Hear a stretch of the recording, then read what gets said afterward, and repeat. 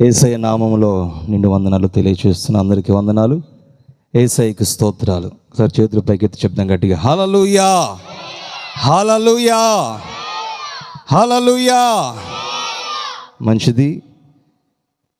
గత దినమున కందుకూరు ప్రాంతానికి వచ్చినప్పుడు అన్న కలిశారు, ఫ్రాంక్లిన్ అన్న ఈ రీతిగా ఏర్పాటు చేయాలి అని చెప్పినప్పుడు మేము ఎంతగానో సంతోషించాం. గత రాత్రి కూడికి ముగించుకొని అదే పనిగా సౌండ్ సిస్టమ్ తీసుకొచ్చి ఎంతో కష్టపడి ఇవన్నీ కూడా అరేంజ్మెంట్స్ అన్నీ కూడా చేశారు. ఇంకా మీరు అందరూ కూడా సహకరించి ఉదయం అంతా కూడా పనిచేసినప్పటికీ కూడా దేవుని సన్నిధికి రావాలి అన్న తృష్ణ, వాంఛ, కోరిక, అభిలాష, ఆకాంక్ష మీ హృదయంలో ఎంతగానో ఉన్నదని మేము నమ్ముచున్నాం. ఇక్కడ చేరి వచ్చినటువంటి మోహన్ పాస్టర్ గారికి, తిమోతి అన్న గారికి, అదే రీతిగా అభిషేక్ అన్న, తర్వాత మన మధ్యలో ఉన్న ఇసాక్ అన్న, ఫ్రాంక్లిన్ అన్న, ప్రాముఖ్యంగా గత రాత్రి నన్ను ఆహ్వానించి ఈరోజు కూడా మీరే చెప్పాలి అని చెప్పినటువంటి గొప్ప దైవజనులు ఇర్మియా పాస్టర్ గారికి నా హృదయపూర్వకమైనటువంటి వందనాలు. తిమోతి గారికి కూడా వందనాలు. మంచిది. కొద్ది నిమిషాలు దేవుని యొక్క వాక్యాన్ని మనం ధ్యానం చేసుకొని ఆశీర్వాదకరంగా తిరిగి వెళ్దాం. నిజంగా అండి, నేను చాలా ప్రాంతాలకు తిరిగాను, కానీ బ్రతిమిలాడుకోవాలి. కొన్ని చోట్ల ఏమని తెలుసా, పాటలు పాడటానికి రండి, పాటలు పాడటానికి రండి, పాడి పాడి మా గొంతులు పోతుండే. కానీ దేవుని మహాకృప, ఈ ఊరిలో మ్యాక్సిమం అందరూ కూడా సింగర్లే. హల్లెలూయా హల్లెలూయా. అయితే సింగర్లు అయినప్పటికీ కూడా ఆ తలాంతును తొక్కిపట్టే వాళ్ళు ఉన్నారు చాలామంది. కానీ మీరందరూ కూడా ఎంతో ఆశతో నేను పాడాలన్న అది విధంగా చూస్తూ ఉన్నారు. నిశ్చయముగా ప్రభు మీ పాటల ద్వారా, మీకు ఇచ్చిన తలాంతుల ద్వారా మిమ్మల్ని ఆశీర్వదించి దీవించునుగాక. హల్లెలూయా హల్లెలూయా. ఓకే, మంచిది. కొద్ది నిమిషాలు దేవుని యొక్క వాక్యాన్ని విందాం. అది సరిగ్గా ఇంచుమించుగా దేవుణ్ణి ఆరాధన చేసుకోవటానికి అనువైనటువంటి సమయం. ఇంచుమించుగా పగలు 3 గంటల ప్రాంతం. ఆ ప్రాంతంలో అందరూ కూడా పనులన్నీ కూడా పక్కన పెట్టేసి ఈ సమయంలో ఏం చేయాలి, దేవాలయమునకు వెళ్ళాలి అన్న ఆశ వారిలో మెదిలినప్పుడు ఇంట్లో పనులన్నీ కూడా పక్కన పెట్టేసి బైబిల్ పట్టుకొని దేవాలయానికి వెళ్తా ఉన్నారు. ఎందుకు వెళ్తున్నారు దేవాలయానికి? దేవుణ్ణి ఆరాధన చేసుకునే నిమిత్తం దేవాలయానికి వెళ్తున్నారు. ఈ దేవాలయానికి వెళ్తున్నటువంటి ఆ యొక్క తరుణంలో ఆ రోజున అక్కడికి వచ్చినటువంటి 2 దైవ సేవకులు ఉన్నారు. ఎవరా దైవ సేవకులు అని అంటే, పేతురు గారు, యోహాను పాస్టర్ గారు. వీరిద్దరూ కూడా ఆ దేవాలయానికి వెళ్ళి దేవుని ఆరాధన చేయాలి అన్న ఆశతో వెళ్తున్నారండి. వెళ్తూ ఉన్నప్పుడు మనందరికీ తెలిసినటువంటి విషయమే, దేవాలయం అనగానే గుళ్ళో దేవుడు ఉంటాడు, దేవుని ప్రజలు ఉంటారు. బయట ఎవరు ఉంటారు? ఎక్కువ శాతం ఎవరుంటారు? ఉస్సు కదండి, చెప్పండి, పర్లేదు, నేను ఏం కేసు పెట్టను. అడుక్కునే వాళ్ళు ఉంటారు. ఈ దేవాలయానికి వెళ్తున్నారు కదా, ఎవరైనా జాలి హృదయంతో మంచి మనసుతో ₹1 ఇస్తారు కదా, ఆ రూపాయితో ఏదో ఒకటి చేసుకుందామని ఆ గుడి బయట అడుక్కునే వాళ్ళు ఉంటారు. ఆ రోజున అదే ప్రాంతంలో పుట్టుక నుంచి కుంటివాడైన ఒక వ్యక్తి ఉన్నాడండి. పుట్టుకతోనే కుంటివాడు. ఈ వ్యక్తి ప్రతి ఒక్క ఆదివారం ఏం చేస్తున్నాడంటే, ఒక నలుగురిని కాంట్రాక్ట్ మాట్లాడుకున్నాడు. ఏమని తెలుసా? ప్రతి ఆదివారం 3 గంటలకు ఆరాధన ప్రారంభించబడుతుంది కదా. ఈ 3 గంటలకు ఆరాధన ప్రారంభించబడక మునిపే, బిఫోర్గానే నన్ను ఏం చేయాలి, మీరు నలుగురు మోసుకొని ఆ దేవాలయం, చెప్పండి, దేవాలయము ద్వారము దగ్గర వాడిని పట్టుకొని అక్కడ కూర్చోబెట్టాలి. ఎందుకు? వచ్చే పోయేవారు క్రిస్టియన్స్ అంటే జాలి కలిగిన హృదయం కదా, ఏదో ₹1, అందరూ జాలి కలిగిన హృదయాలే, మంచిదే. అక్కడికి వచ్చేది వాళ్ళు కాబట్టి ₹1 వేస్తారన్నటువంటి దాంతో అక్కడికి వచ్చి కూర్చున్నాడు. నేను అంటాను, ఆ వ్యక్తి దేవాలయం బయట ఉండే బదులుగా మోసుకుపోతున్న వారిని లోన తీసుకొని పోయినాయా, దేవుని వాక్యం వెంట అనొచ్చు కదా, దేవుడు నాకు కార్యం చేస్తాను అనొచ్చు కదా. లేదు లేదు, నలుగురిని కాంట్రాక్ట్ మాట్లాడుకొని దేవాలయం బయటే. ఇక వచ్చిపోయే వారి చేతుల వైపు చూస్తూ ఉన్నాడండి, చూస్తూ ఉన్న ఆ తరుణంలో అక్కడికి పాస్టర్ గారు ఇద్దరు కూడా వచ్చారు. ఇద్దరు వచ్చినప్పుడు వారిద్దరిని అదే తదంగా చూస్తూ ఉన్నాడు. వారు కూడా ఆ వ్యక్తిని అదే చూస్తున్నారు. అయితే వారు అంటారు, నీ దగ్గర ఇవ్వటానికి మా దగ్గర ఏమీ లేదు. అయితే మేము నమ్ముకున్నటువంటి నామం, మేము వెంబడించే నామం, ఏ నామాన్ని అయితే మేము ప్రకటిస్తున్నామో ఆ నామము ద్వారా నీకు ఒక కార్యాన్ని ఇస్తాం, నీ జీవితంలో ఒక కార్యం చేస్తాం. నాకు కార్యాలు ఎందుకు బాబు, నాకు అనాయిస్తే నేను తీసుకుపోతా బాబు అంటున్నాడు. లేదు లేదు లేదు, మా దగ్గర వెండి బంగారాలు లేవు, ఆస్తి అంతస్తులు లేవు, మేము కలిగి ఉన్నదల్లా ఒక్క యేసు నామము మాత్రమే, ఆ నామములో నీకు విడుదలనిస్తామని చెప్పి ఆ వ్యక్తితో చెప్పగానే ఆ వ్యక్తి దిక్కున లేచి నిలిచి నడిచి గెంతులు వేసి సాగాడు. హల్లెలూయా, హల్లెలూయా. ఆ వ్యక్తి ఏమో బంగారం కోసం చూస్తుంటే, ఆ వ్యక్తి ఏమో ₹1 ₹10 వేస్తున్నారని చూస్తుంటే, ఆ దేవుని నామాన్ని ప్రకటించే సేవకులు వచ్చి ఆ యేసు నామములో పుట్టక నుంచి కుంటివాడిగా ఉన్న నీవు లే అని చెప్పినప్పుడు అక్కడ చూసినట్లయితే ఆ పరిశుద్ధ గ్రంథమైనటువంటి బైబిల్లో అపోస్తుల కార్యముల గ్రంథం 3:8 యొక్క స్టోరీ అంతా కూడా పొందుపరచబడి ఉంటుంది. ఆ కుంటివాడట ఎప్పుడైతే వీరు యేసు నామములో లే అనగానే ఆ వ్యక్తి లేచి నిలబడ్డాడు. నిలబడటమే కాదు ప్రియ దేవుని ప్రజలారా, నిలిచిన అతను నడుచుకుంటూ వెళ్తున్నాడు. నడుస్తూ ఉన్నటువంటి అతను గెంతులు వేస్తున్నాడు. గెంతులు వేస్తూ ఉన్న అతను దేవుణ్ణి స్తుతిస్తూ ఉన్నాడు. స్తుతిస్తూ ఉన్న అతను దేవాలయములోనికి వెళ్ళసాగాడు. చేతులెత్తి చెప్దాం గట్టిగా, హల్లెలూయా, హల్లెలూయా. యేసు నామములో విడుదల ఉంది, యేసు నామములో స్వస్థత ఉంది, యేసు నామములో దయ్యపు శక్తులు గడ గడ గడ గడలాడుతాయి. అందుకనే దైవజనులైన యేసయ్య గారు రాశారు, ఏం పాట? దయ్యపు కార్యాలను గెలిచిన రక్తం ఎడతెగకుండగా మనము స్మరణ చేయుదం అని రాశారు. ఆయన నామములో విడుదల, ఆయన నామములో గొప్ప గొప్ప కార్యాలు జరుగుతాయండి. దేవుని ప్రజలారా, ఈ రాత్రి పరిశుద్ధాత్ముడు మనతో మాట్లాడాలనుకున్నటువంటి మాట ఏమిటంటే, ఆ అపోస్తుల కార్యముల గ్రంథం 3వ అధ్యాయం 8వ వాక్యంలో రాయబడినటువంటి ఇంచుమించు ఒక 5-6 పాయింట్లు. హల్లెలూయా. ఏమని రాయబడి ఉంది అక్కడ? 8వ వాక్యం. అక్కడంత స్పీడ్కి చదవాలి. వాడు దిక్కున లేచి నిలిచి నడిచి నడుచుచు గంతులు వేయుచు దేవునిని స్తుతించుచు వారితో కూడా దేవాలయములోనికి వెళ్ళెను. తలలో పైకి ఎత్తండి, ఐ షుడ్ ఎక్స్ప్లెయిన్. ఇక్కడ ఇంచుమించుగా ఒక్కొక్క మాటను బట్టి నేను వివరిస్తాను. వాడు దిక్కున లేచి నిలిచాడు, నడిచాడు, గంతులు వేస్తున్నాడు, స్తుతిస్తున్నాడు, దేవాలయంలోనికి వెళ్తున్నాడు. దేవుని యొక్క నామములో అద్భుతం పొందుకున్నటువంటి ఈ వ్యక్తి చేసినటువంటి కార్యాలు. అయితే వీటిని బేస్ చేసుకొని కొన్ని విషయాలు చెప్తాను. మనం కూడా లేవాలి. హల్లెలూయా, హల్లెలూయా. పాస్టర్ గారు మేమేం పడుకోలేము, మీరు పడుకున్నట్లున్నారు, మేము శుభ్రంగా మెలకుగానే ఉన్నామంటారు. అయితే ఇక్కడ రాయబడినటువంటి మొదటి మాట మనం గమనిస్తే, దిక్కున లేచి.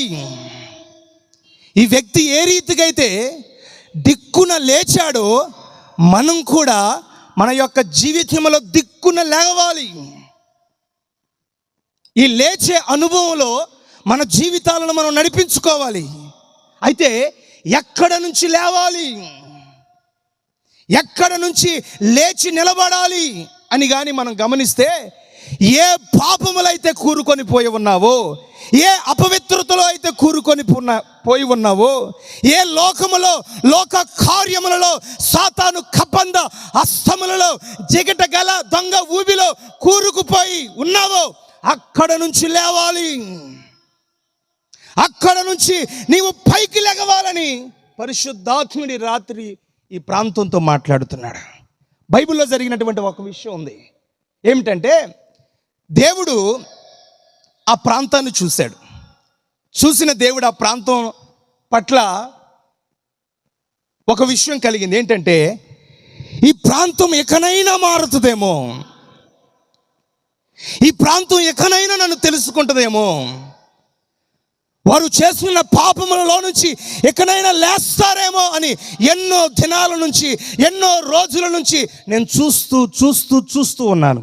అయితే ఈ ప్రాంతం కరుడు గట్టిన ప్రాంతం. అంటే ఈ ఎంకన్నపాలెం కాదండి, నేను చెప్పేది ఎంకన్నపాలెం గురించి కాదు. ఎంకన్నపాలెం వాళ్ళందరూ బంగారాలు. హల్లెలూయా. చూశాడు సొదొమ గొమొర్రా పట్టణాన్ని చూసి అంటున్నాడు, ఈ పట్టణం నా దృష్టికి చెడుతనముగా ఉంది. ఈ పట్టణంలో పాపములో పడి పాపాన్ని జుర్రుకుంటూ పాపములో నడిపించబడుతున్న జనులు అనేక మంది ఉన్నారు. దేవుడు ఒక డిసిషన్కి వచ్చాడు. ఏంటంటే, ఈ ప్రాంతాన్ని అగ్ని గంధకములతో కాల్చివేయాలని చెప్పేసి బయలుదేరి వచ్చాడు. అబ్రహాం దగ్గరకు వచ్చాడు. తదుపరి ఎవరి దగ్గరకు వచ్చాడు? లోతు దగ్గరకు వచ్చాడు. లోతు దగ్గరకు వచ్చినప్పుడు ఆ దేవుడు ఒక మాట అంటున్నాడు. ఏమిటంటే ఆ మాట ఆదికాండం 19వ అధ్యాయం 14వ వాక్యం. లోతు అంటున్నటువంటి మాట. ఆదికాండం గ్రంథం, పాత నిబంధనమ్మ, ఆదికాండం. లోతు బయటకు వెళ్ళి తన కుమార్తెలను అల్లులతో మాట్లాడి, లెండి, ఈ స్థలమును విడిచిపెట్టి రండి. చాలమ్మా. ఈ పట్టణమును విడిచిపెట్టి లేండి. ఎందుకో తెలుసా? ఈ పట్టణమును దేవుడు కాల్చివేయబోతున్నాడు. ఏం జరుగుతుంది ఈ పట్టణములో? దేవుని ఉగ్రత చూపటానికి ఏం జరుగుతుంది ఈ పట్టణములు అంటే, అక్కడ స్టోరీ ఒకటి జరిగిద్దండి. అది ఒక్కడ చాలు మనకి ఆ పట్టణం ఎటువంటిదో. చూడటానికి మాత్రం ఎలా ఉంది? ఆ పట్టణం ఏదైనా తోట వలె ఉంది, పచ్చగా కలకల్లాడుతున్నాయి. ఈ ప్రాంతం అంతా ఎంతో దీవెన, ఎంతో ఆశీర్వాదం, కొదువనేది లేదు, పట్టిందల్లా బంగారమే, ఏ మనిషిని కదిలించినా జీవపు మాటలే ఉంటాయి అన్నట్లుగా ఉంది ఆ ప్రాంతం. అయితే ఆ ప్రాంతం ఎలా ఉందో తెలుసా? దేవుడు ఆ ప్రాంతానికి వస్తే ఇంచుమించుగా గవిని బయట ఉన్నటువంటి లోతుని చూశారు. లోతు కూడా చూశాడు. అయ్యా, మీరు మా ఇంటికి వచ్చి బస చేయాలంటే, లేదు మేము ఎక్కడే వెళ్ళబుచ్చుతామని చెప్పారు. లేదు మీరు మా ఇంటికి రావాలి. మీరు మా ఇంటికి రావాలంటే ఆ ముగ్గురు కలిసి వారి ఇంటికి వెళ్ళటం జరుగుతుంది. ఇంచుమించుగా రాత్రికాల సమయం అవుతుంది. రాత్రికాల సమయం అయ్యేసరికి ఇప్పుడు ఆ పట్టణంలో ఇప్పుడు అతిథి మర్యాద అనేది చాలా అవసరం. అతిథి మర్యాద. ఇప్పుడు ఆ పట్టణం ఎలా ఉందో మీకు చెప్తున్నా ఈ సన్నివేశాన్ని బట్టి. ఇప్పుడు ఆ ఊరిలో ఉన్న కొంతమంది, అక్కడ స్పష్టంగా రాయబడి ఉంటుంది, బాలురు, పెద్దలు, ముసలి వాళ్ళు, ఈ మగవారందరూ కూడా, పురుషులందరూ కూడా బయలుదేరారు. ఎక్కడికి బయలుదేరారు? లోతన్న ఇంటికి వచ్చారు. లోతన్న ఇంటికి వచ్చి ఏం చేస్తున్నారు తెలుసా? భయ్యా, బ్రదర్ ఎట్రా అన్నారు. ఏంటన్నా చెప్పండి. మధ్యాహ్నం మీ ఇంటికి ఒక ముగ్గురు వచ్చారు కదా? అవును, వచ్చారు. వారిని బయటికి రమ్మను. ఎందుకయ్యా? వారు అతిథులు కదా, ఏమన్నా మర్యాద చేస్తారా? వారికి ఏమైనా టీలు టిఫిన్లు పెడతారా? వారిని ఏమన్నా మంచిగా ఏమన్నా వారి భోగభాగ్యములు ఏమన్నా చూసుకుంటారంటే, లేదు. అక్కడ ఏమని రాయబడింది తెలుసా? వారితో మేము పాపము చేయాలి. అంటే సొదొమ గొమొర్రా పట్టణం ఎంత నీచంగా ఉందో ఈ ఒక్క విషయం చాలండి. నేను చదువుతున్నప్పుడు ఎంతో ఆశ్చర్యం వేసింది. ఎందుకు తెలుసా? బాలురు సహా అంటే యవనస్తులతో సహా ఇప్పుడు ఏం పూనుకున్నారు తెలుసా? పాపము చేయాలి అని. అంటే ఆ సొదొమ గొమొర పట్టణాలకి, ఆ పట్టణంలో ఉన్న వాళ్ళకి వాయలేదు, వరుస లేదు, తల్లి లేదు, చెల్లి లేదు, తన లేదు, మన లేదు. స్త్రీ కనపడితే పాపం చేయాలి, పాపం చేయాలి, పాపం చేయాలి అన్న ఒకటే ఇది తప్ప వేరొకటి లేనే లేదు ఆ ప్రాంతంలో ప్రజలకి. పెద్దలు, బాలురు, వృద్ధులతో సహా. ఇప్పుడు వారు చెప్తున్నమాట, వారిని బయటకు తీసుకురండి, వారితో మేము పాపము చేయాలని చెప్తున్నారు. లోతు ఎంతగా బ్రతిమలాడినా లేదు, పాపం. అంత దారుణమైనటువంటి వ్యక్తులు ఆ ప్రాంతంలో ఉన్నారు. ఏ యవనస్తుని కదిలించినా, ఏ వయసుకు వచ్చిన వాళ్ళని కదిలించినా వారిలో మంచి అనేది లేదు, చెడు. కన్ను మిన్ను తెలియకుండా, వయసు తారతమ్యం తెలియకుండా ఇష్టానుసారంగా మాట్లాడుతూ, ఇష్టానుసారంగా ప్రవర్తిస్తూ, ఈ వయసులో నేను చేయకూడదా, చెయ్యాలా అనే ఆలోచనే లేకుండా ఇష్టానుసారంగా కన్నుకు వచ్చినట్లుగా, కాళ్ళకు నడిపించబడినట్లుగా ప్రవర్తించే యవనస్తులు ఉన్నారు ఆ ప్రాంతంలో.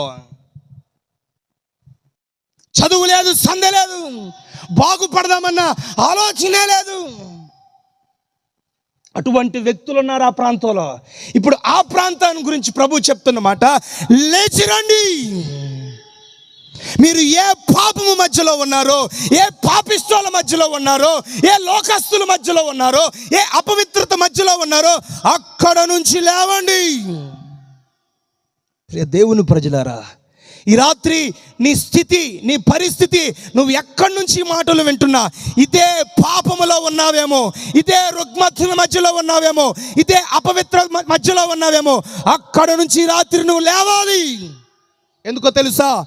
ఈ ప్రాంతంపై పాపపు భారం ఎక్కువైపోయిందట, దేవుడికి ఎక్కువైపోయింది. అయితే అక్కడ జరిగినటువంటి విషయం ఏంటంటే, రాయబడి ఉంటుంది 14వ వాక్యంలో, లేచి రండి అని చెప్పిన తర్వాత రాత్రి గడిచిన పిదప ఈ లోతట తడువు చేస్తున్నాడు. ఎక్కడి నుంచి? అక్కడి నుంచి లేచి రావడానికి తడువు చేస్తున్నాడు. ఈ రోజున ఎంతమంది అండి, మోహన్ పాస్టర్ గారు చెప్తున్నా, తిమోతి పాస్టర్ గారు చెప్తున్నా, ఇంకా ఇక్కడ ఉన్నటువంటి పాస్టర్ గారు ఎన్నో కాలము నుంచి చెప్తున్నా, తడువు చేసే వాళ్ళు ఎంతమంది లేరు. పాపము చేయకూడదు, పాపపు బ్రతుకు మనకు వద్దు, మన కొరకు రక్తమును కార్చిన దేవుడు అనేవాడు ఒకడున్నాడు. ఆయన నీ పాపముల నుంచి విడుదలనివ్వ నిమిత్తం తండ్రితో కూడా ఉండటం విడిచిపెట్టకూడని భాగ్యమని ఎంచుకొనక తనను తాను తగ్గించుకొని రిక్తునిగా మార్చుకొని ఈ లోకానికి వచ్చాడు కదా. నీ నిమిత్తం, నా నిమిత్తం ఆయన కొరడా దెబ్బలు తిన్నాడు కదా. నీ పాపముల నిమిత్తం, నా పాపముల నిమిత్తం ఆయన వీపు నాగలి చాలవలే దున్నబడింది కదా. ఎంతో సుందరుడైన యేసయ్య, ఎంతో అందము కలిగిన యేసయ్య సొగసైనను సౌందర్యమైనను లేకుండా ఆయన సమస్తాన్ని మన కొరకు దారిపోసాడు కదా. ఆయన ఆకాశానికి భూమికి మధ్యలో పంచగాయములతో నీ కొరకు, నా కొరకు వేలాడి ప్రాణము విడిచాడు కదా. మరి ఆ రక్తములో నీకు పాపము నుంచి విడుదల ఉంది కదా. ఆ విడుదల గురించి తెలుసుకొని ఎందుకు నువ్వు లేలేకపోతున్నావు? ఎందుకు నువ్వు తడువు చేస్తున్నావు? సంగమా, రేపు ఉందలే, మా పొందలే, ఎల్లుండి పొందుకుందాంలే. యేసు ప్రభువుని మన మధ్య ఎలమన కుదురులో సేవ చేస్తున్నప్పుడు నేను రమేష్ అన్న దగ్గర కొంతమంది పెద్దలు వచ్చారు, ఇంచుమించుగా పళ్ళు రాలే వయసులు, ఇంకా రాలుతాయి అనుకోండి. వాళ్ళందరూ వచ్చారు, మందిరాన్ని చూశారు. మందిరం అబ్బొచ్చు, సూపర్ అన్నారు. ఏ ఊరండి మీదంటే మాది పలానా మచిలీపట్నం అన్నారు. ఓకే మంచిదండి. మీరు ఎవరంటే మేము ఇట్లా పలానా సంఘంలో సంఘ పెద్దలు అన్నారు. నేనుండి వాళ్ళకి మంచిగా వాటర్ ఇచ్చి, చాయ్ ఇచ్చి అంతా చేసిన తర్వాత వాళ్ళు వెళ్ళేటప్పుడు ప్రార్థన చేయించుకున్నారు. ప్రార్థన చేసిన తర్వాత, మంచిదయ్యా మీలాంటి పెద్దలు రావాలి, దేవుని గురించి తెలుసుకున్న వాళ్ళు, దేవుని ద్వారా రక్షించబడిన వాళ్ళు అంటే వాళ్ళందరూ ఏమన్నా తెలుసా? పాస్టర్ గారు మేము ఇంకా రక్షణ పొందుకోలేదండి. ఏమంటున్నారు? రక్షణ పొందుకోలేదు ఇంకా అని అంటున్నారు. అంటే ఏమైతుంది? వీరు అయితే ఉన్నారు కానీ ఇంకా ఏదో చేద్దాం లోకంలో, ఇంకా ఏదో అనుభవిద్దాం, లేకుండా అలాగే ఈ పాపంలో ఉందాం అని చెప్పేసి తడువు చేసేవారు లేరా? చాలామంది ఉన్నారండి, చాలామంది ఉన్నారు. అందుకనే వాక్యం చెప్తున్నమాట, రేపు నీది కాదు నేడు అను ఈ దినమందే నిజమైన దేవుణ్ణి తెలుసుకొని ఆయన వైపు తిరిగి ఆ పాపములో నుంచి విడుదల పొందు అని చెప్పేసి మొన్న ఈ మధ్యకాలంలో నా ఫోన్లో ఇప్పుడు కూడా ఉంది. ఒక వ్యక్తి సికింద్రాబాద్లో ఎక్కడో ఉంటాడు, జాబ్ నిమిత్తం వెళ్ళాడంట అక్కడికి. చెడు అలవాటు బానిస అయిపోయి అతనికి లేని అలవాటు లేదు. సంతూరు చేబ్రోలు అనుకుంటా. ఆ పిల్లోడు ఒక లెటర్ రాశాడు, వేటు న్యూస్లో వచ్చింది. నాకు లెటర్ రాసి ఏమంటే తెలుసు, అమ్మా నాన్న నన్ను క్షమించండి. ఎందుకు క్షమించాలంటే, ఏదో చేద్దామని వచ్చాను, అయితే నేను తాగుడుకు, వ్యభిచారానికి, లోక అలవాట్లకి, సినిమాలకి, సిగరెట్లకి, పాన్ పరాకులకి, డ్రగ్స్కి, ఇవన్నిటిని నేను అలవాటైపోయానమ్మా. నాకు మారాలని ఉంది కానీ బట్ నేను మానలేకపోతున్నానని చెప్పి ఉరేసుకొని చచ్చిపోయాడు. ఆ పిల్లడు ఉరేసుకొని చచ్చిపోయాడు. అంటే చూడండి, ఇకనే మారుదాం, రేపు మారుదాం, ఎల్లుండి మారుదామని తడువు చేస్తున్నావా, సాతానుగాడు నిన్ను అలాగే జిగటగల ఊబిలోనికి తీసుకెళ్తాడు. నువ్వు రావాలన్నా రాలేవు. యవ్వనం ఉంది, వయసు ఉంది, అందం ఉంది, ఆరోగ్యం ఉంది, శక్తి ఉంది, బలం ఉంది, డబ్బు ఉంది, బంగారం ఉంది, చెప్పేవారు లేరు, అనేవారు లేరు. నా ఇష్టం అనుకున్నావా, రేపు అను ఒక దినం ఉంది, అగ్ని ఆరదు, పురుగు చావదు, నిత్యము కూడా అటువంటి పరిస్థితి వస్తుంది. కనుక నేడు అను ఈ దినమందే లే, పాపములో నుంచి లే. తడువు చేయమాకండి. పొరపాటును కూడా ఆలస్యం అనేది మన జీవితంలో ఉండకూడదు. ఒక వ్యక్తి అండి, గోరింట్ల ప్రాంతంలో ఉన్నప్పుడు నేను ఒక వ్యక్తి ఇంచుమించుగా ఆ పిల్లోడిది 22 సంవత్సరాలు ఉంటుంది. 22 సంవత్సరాలు. వారి తల్లిగారు ఆ పిల్లోని అలాగే చేతితో తీసుకొస్తుంది. 22 సంవత్సరాలు ఉంటుంది ఆ పిల్లోడు. అలా చేతుల్లో పట్టుకొని వస్తుంటే మా దగ్గరకు వచ్చింది. మా పెద్ద పాస్టర్ గారు ఉన్నారు అక్కడ. వచ్చింది, ఏందమ్మా ఏమైందమ్మా అంటే, అయ్యా నాకు ఒక్కగానొక్క కొడుకు అయ్యా, నాకు భర్త లేడయ్యా, ఇప్పుడు చనిపోయాడు. ఈయన ఎంతో అల్లారు ముద్దుగా పెంచాను నేను. వాడిని ఏ రోజు ఒక్క మాట లేదయ్యా, మందిరానికైతే రమ్మన్నాను కానీ ఎప్పుడు నా మాట లెక్క చేయలేదయ్యా. వాడు ఇష్టం వచ్చినట్లుగా ప్రవర్తించాడు. నేను కాయ కష్టం చేసే డబ్బులు కూడా నాకు తెలియకుండా తీసుకొని బలాదూరులు తిరుగుతూ ఇష్టానుసారంగా ప్రవర్తించాడయ్యా.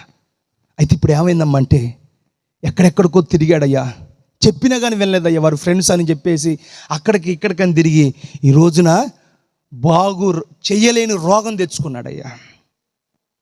మందుల వల్ల బాగవదు, డాక్టర్ల వల్ల సాధ్యం కాదయ్యా. అటువంటి మాయదారు రోగాన్ని మూటగట్టుకున్నాడయ్యా.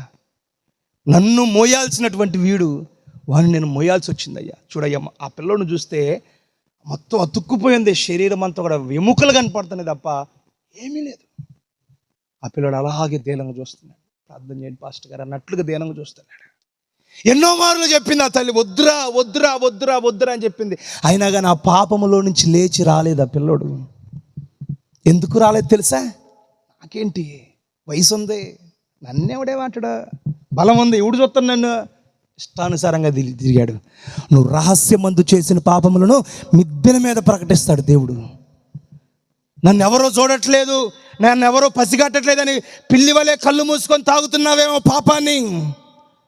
బైబిల్లో లోకంలో కూడా రాశారు ఏమని, చూస్తున్నాడమ్మా చెల్లి, చూస్తున్నాడమ్మా నువ్వు చేసే పనులన్నీ, చూస్తున్నాడమ్మా, అడుగుతాడమ్మా లెక్క, ప్రతిదీ పిన్టు పిన్ అడుగుతున్న లెక్క. కనుకే నువ్వు ఈ రాత్రి నువ్వు ఏ పాపములో ఉన్నావో, ఒకవేళ రావాలి అని ప్రయత్నిస్తున్నావు, మారాలి అనుకుంటున్నావు కానీ ఆ పాపములో నుంచి రావట్లేదేమో, నిశ్చయముగా ప్రభు అయిన యేసు క్రీస్తు నామములో ఏ పాపము నిన్ను బంధించి ఉందో ఆ పాపములో నుంచి యేసు నామములో విడుదల కలుగునుగాక.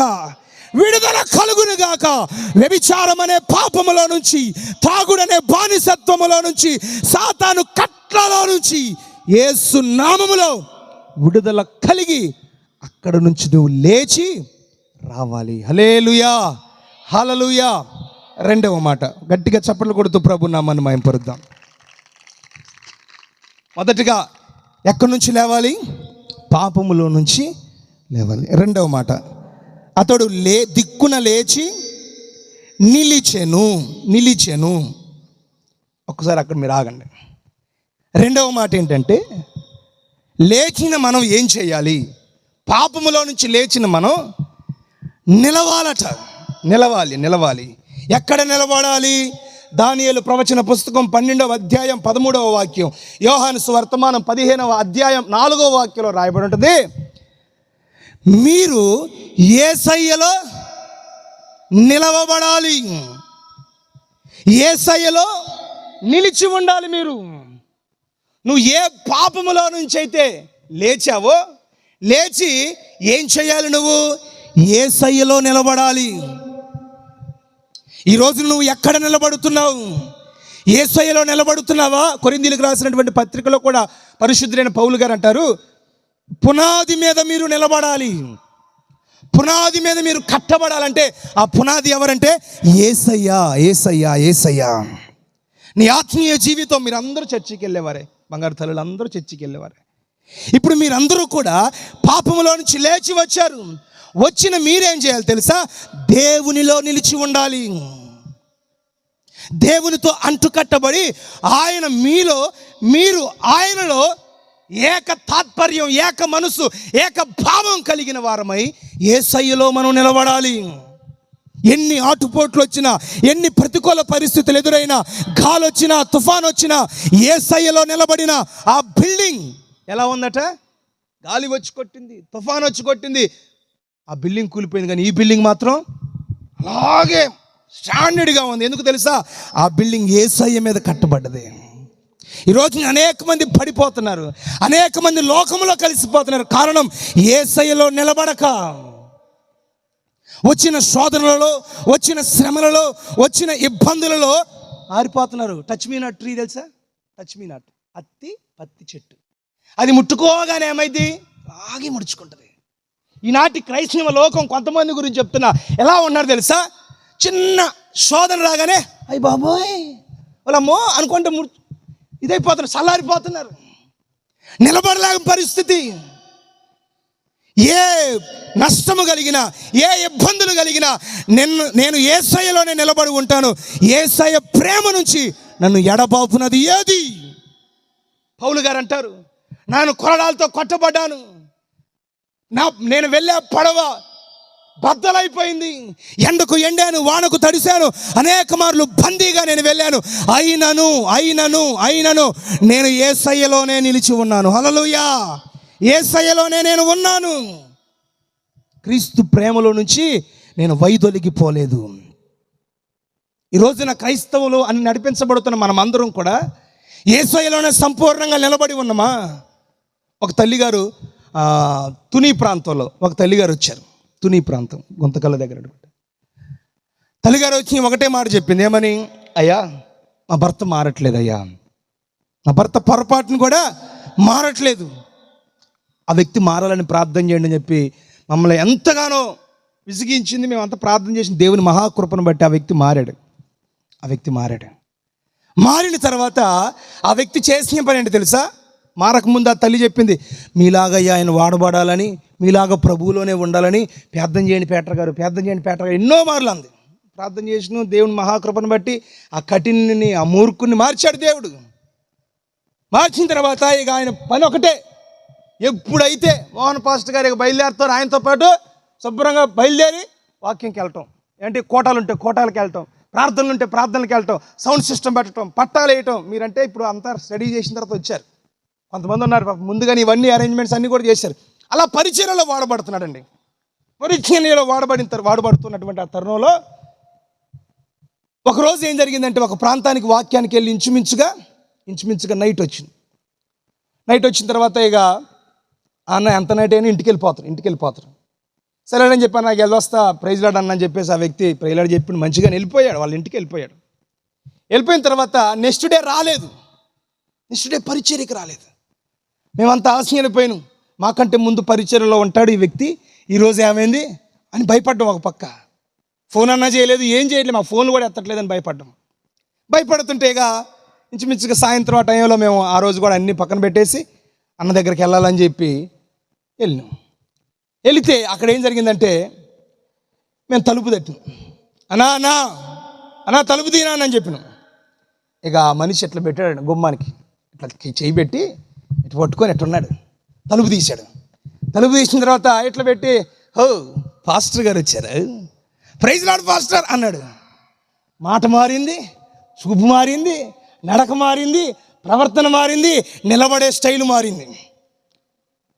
ఒకసారిగా భయం వేసింది. ఓ పాస్టర్ గారు వచ్చారు అంటున్నాడు. ఇదేంట్రయ్యా ఇట్లా మాట్లాడుతున్నాడు ఏంటి అనో పేటన్న ఏమైంది నీకు? హో నన్ను చూశాడు వెనక నుంచి. హో చిన్నన్న కూడా వచ్చాడా, పెద్దన్న వచ్చాడు, చిన్నన్న వచ్చాడా అని చెప్పేసి అంటున్నాడు. ఇక ఏమైంది అర్థం కావట్లేదు. ఇక చిన్నగా మేము ఆయన వ్యక్తి లోనికి వెళ్ళాడు, మేము అక్కడ కూర్చున్నాం. ఏం జరిగిందమ్మా అని చెప్పేసి తల్లిగారిని అడిగితే ఏం జరగటం ఏంటన్నా, గత రాత్రి ప్రార్థన అయిపోయింది కదా, అయిపోయిందమ్మా. వచ్చాడన్నా. వచ్చేసరికే ఆయనకు ఒక అలవాటు ఉంటుంది. ఏంటి అలవాటు? వాళ్ళ ఇంట్లో కోడిపుంజు ఉంటుందంట. కోడిపుంజు ఆయన ఏ టయానికి పోయి వచ్చినా, ప్రార్థనకు పోయి వచ్చినా, పనికి పోయి వచ్చినా ఆ గంప లేపి ఉందా లేదా అని చూసేవాడట. దాన్ని చూస్తేనే కానీ ఆయన నిద్ర పట్టేది కాదట. ఆ రోజు యథావిధిగానే ప్రార్థన ముగించుకొని వచ్చాడు. వచ్చి గంప లేపి చూస్తే కోడి లేదు. ఏడుందా కోడి చెప్పండి? బాండీలో ఉంది. వెంటనే ఇట్లా అన్నాడు. ఏంటి అంటే కోడి అది. ఇక పెద్ద ముసిగట్టేసి ఏం చెప్పమంటావయ్యా, కోడిని వదిలిపెట్టే పొద్దున అది ఆడుకుంటూ ఒక్కరొక్క అనుకుంటూ ఎక్కడ పడదే, ఆడు బైక్ కింద పడ్డది, తల మొత్తం విరిగిపోయింది. నేనేం చేసేదయ్యా, తలయగా పోయిందని మిగతాదంతా కూడా పురుసు పెట్టానయ్యా. ఈ మనిషికి ఆ టైంలో ఎక్కడ దొరికిందో నాకు తెలియదండి. ఇంచుమించుకు 12:30-1కి ఇడిది అంటే అవి వాళ్ళకి తెలుసుగా, లింక్స్ ఉంటాయిగా, వాళ్ళ గ్రూప్ ఉంటుందిగా. ఏ గ్రూపు? వాళ్ళ గ్రూప్ ఉంటుందిగా. ఈ మనిషికి ఏం చేసింది తెలిసాక 12-2కా ఎక్కడ దొరికిందో నాకే తెలియదు. పోయాడు వచ్చాడేగా. ఈ మనిషి అది మొదలు రోజంతా తాగుతూనే ఉన్నాడట. ఇప్పుడు మా దగ్గరకు వచ్చి అంటాడు, అన్నా నా బంగారం లాంటి కోడిపోయిందన్నా, ఇక నేనేం చేసేదన్నా అంటున్నాడు. నువ్వు ఎంతగానో బాధపడ్డామండి. అరే నువ్వు పొందుకున్న రక్షణ విలువెంత, నువ్వు తీసుకున్న బాప్తిస్మం విలువెంత, యేసు రక్తము విలువెంత, నీ కోడి విలువెంత. ఆఫ్టర్ ఆల్ కోడి పోతేనే నువ్వేం చేస్తున్నావు? రక్షణలో నిలబడలేకపోతున్నావు. ఆదివారం వచ్చిందంటే దేవుని మందిరానికి రాకుండా బంధువులు వచ్చారని, ఏదో చిన్న దెబ్బ తగిలిందని దేవునిలో నిలబడుతున్నావా? ఒకసారి ఆలోచించుకో. పెళ్లి ప్రమాణాలాగా చేసిను, ఏ సమయమైనా ఆదివారపు ఆరాధన నేను మానివేయను, ఏ పరిస్థితులు ఎదురైనా దేవుణ్ణి విడిచిపెట్టను, సంఘాన్ని విడిచిపెట్టను, సేవకులను విడిచిపెట్టను, పరిచయను విడిచిపెట్టనని దేవునితో ప్రమాణం చేసిన నీవు ఈ రోజున చిన్న శ్రమ కలగగానే, చిన్న ఇబ్బంది కలగగానే, చిన్న శోధన కలగగానే, చిన్న ఆటుపోటులు నీ జీవితంలో కలగగానే దేవుడు లేడు, గీవుడు లేడు, బైబిల్ లేదో, గీబుల్ లేదో, పాస్టర్ లేడు, ఎస్టర్ లేడు, అన్ని సోదరం అని చెప్పే క్రైస్తవులు లేరా? క్రీస్తు పోలికతో నిర్మించబడి మచ్చ, మడత, డాగు, కలంకము అట్టిదేది లేని పరిశుద్ధ సంఘముగా ఉండవలసిన నీవు ఈ రోజున లోకములో కలిసిపోతున్నావు, లోకము వైపు పరిగెత్తుతున్నావు, భక్తిని విడిచిపెడుతున్నావు, ప్రార్థనను విడిచిపెడుతున్నావు, యథార్థతను విడిచిపెడుతున్నావు, దేవునితో నీతో దేవునికి ఉన్న ఆ సత్సంబంధం విడిచిపెడుతున్నావు. ఆఫ్టర్ ఆల్ దానికోసం, తుచ్చమైన దానికోసం అండి, తుచ్చమైన వాటి కోసం దేవుల్లో నిలబడకపోతున్నావు. తుచ్చమైన డబ్బు కోసం యేసుక్రీస్తును అమ్మివేసినట్లుగా నీ భక్తిని అమ్మివేస్తున్నావు. తుచ్చమైన బంగారం కోసం గెహజీ పరిగెత్తినట్లుగా నువ్వు కూడా పరిగెత్తుతూ దేవుల్లో నిలబడక వెళ్ళిపోతున్నావేమో. ఘనత తట్టు పాటిస్తేనే, వాక్యం ఇస్తేనే, పరిచర్య ఇస్తేనే ఘనతల తట్టు వెళుతూ దేవునిలో నిలబడకుండా చేజారిపోతున్నావేమో. జాగ్రత్త. ఒకసారి ఆలోచించాలి. ఈ రాత్రి ఎందుకో ఈ రకంగా లైట్లు కట్టి మైకులు పెట్టి గొంతంతా పెట్టేప్పుడు ఎందుకు చెప్తున్నావు అంటే, నీవు మారాలి, ప్రభువులో నిలబడాలని చెప్పేసి. వచ్చాడండి ఆడు, కర్రోడు వచ్చాడు, నిలబడ్డాడు, రోగం పెట్టింది అన్నట్టు కాకుండా భార్య పిల్లలు లేకుండా చేసిండు, కూతురు లేకుండా చేసిండు, ఆస్తి లేకుండా చేసిండు, అంతస్తు లేకుండా చేసిండు, ఆఖరి కట్టుకున్న భార్య కూడా సావునేటట్లుగా చేసిండు. ఇన్ని చేస్తే ఈ వ్యక్తి ఏమవ్వాలా చెప్పరేంటండి? కొంతమంది ఉంటారు, యేసుప్రభుని నమ్ముకున్నాను కానీ నాకు ఇది జరగలేదు, నేను రానిగా చర్చికి, ఎందుకమ్మా, ఎందుకు అవసరమా అంటుంటారు కొంతమంది. ఇప్పుడు అలాంటిది యోబు ఏమనుకోవాలమ్మా? ఒక దేశం, ఒక ఉత్తరపు దిక్కునే ఇచ్చాడు దేవుడు. ఆ దిక్కులో అతను అంత గొప్పవాళ్ళు లేడండి. నీకొందరు 2 లక్షలు 3 లక్షలు 10 కోట్లేమో, కోట్లకు పడగనిప్పిన వ్యక్తి ఆ వ్యక్తి. ఒక్కసారిగా అన్ని -0లోకి వచ్చాడు. ఇప్పుడు జీరోలోకి వస్తే ఏం పడుతున్నాడు తెలుసా? అసలు పొరపాటును కూడా తన నోటెమ్మట కానీ చూపులో కానీ ఎక్కడా కూడా వేరే భావం లేదు. యెహోవా ఇచ్చును మీ బంగారం కానీ పోవాలి, అంతెందుకు మీ ఇంట్లో ఎప్పుడు తిరిగే కోడి పక్కింటికి పోవాలా, కనపడాల్సిన గిన్నెలు కనపడకుండా పోవాలా, కనపడాల్సినవి కానీ పక్కింట్లో కనపడాయి అంటే కోడిని మీద పెట్టి తిడతారు. నీ ఇంట్లో ఉన్న అని చెప్పేసి ఎన్ని రకాలుగా మాట్లాంటారు. యోబు ఏమనలేదు, నా శరీరం చీకిపోయినా, నా సమస్తం కోల్పోయినా, అన్నీ కూడా తొలగిపోయినప్పటికీ కూడా నేను దేవునిలోనే నిలిచి ఉంటాను. చప్పలు కొడుతూ ప్రభు నామమును మహిమపరుద్దాం. ఇవన్నీ నాకు దేవుడిచ్చినవి, యెహోవా ఇచ్చును, యెహోవా తీసుకొనిపోయినను, నేను దేవునిలోనే నిలబడుతానని చెప్పేసి అందరూ దూరమైన అన్నీ పోగొట్టుకున్న దేవునిలో నిలబడ్డారండి. దేవుని ప్రజలారా, 42వ అధ్యాయంలోకి పోయి చూస్తే రెండంతలుగా ప్రభు తనకు అనుగ్రహించి ఉన్నాడు.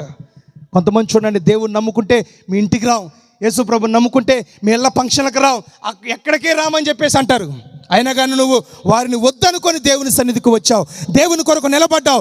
యేసు నామములో చెప్తున్నా, ఎవరైతే నిన్ను కాదనుకున్నారో, ఎవరైతే నిన్ను వద్దనుకున్నారో, ఎవరైతే నిన్ను వెలివేశారో వారే నీ దగ్గరకు వచ్చేటట్లుగా ప్రభు చేస్తాడంతే. హల్లెలూయా. నువ్వు దేవుల్లో నిలబడు, దేవుని కొరకు జీవించు, దేవుని కొరకు నీ జీవితాన్ని అర్పించు. నిశ్చయముగా నా ప్రభు గొప్ప కార్యాలు నీ జీవితంలో చేస్తాడు. మరొక మాట చెప్పి నేను ముందుకు వెళ్తాను.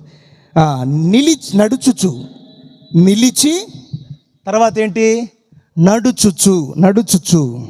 మూడవ మాట నడుచుచు. మొదటి మాట లేవాలి, రెండవ మాట నిలబడాలి, మూడవ మాట నడవాలి. ఎవరితో నడవాలి? కరువైనను, ఖడ్గమైనను, వ్యాధి వచ్చినా, బాధ వచ్చినా, వస్త్రహీనత అయినా చేతిలో చెయ్యేసి, ఈ చేతిలో ఈ చెయ్యేసి నిన్ను విడవక అని ఎవరితో ప్రమాణాలు చేశాం? నేను కూడా చేశాను. ఎవరితో? కట్టుకున్న భార్యతో, కట్టుకున్న భర్తతో నడుస్తున్నామా? రామయ్య మమ్మల్ని ఇంటికి వెళ్దామంటే నువ్వు వెళ్ళా, నేను రాను అని అంటున్నామా? రామ ప్రార్థనకి వెళ్దామంటే నువ్వు పో, నేను తర్వాత వస్తా.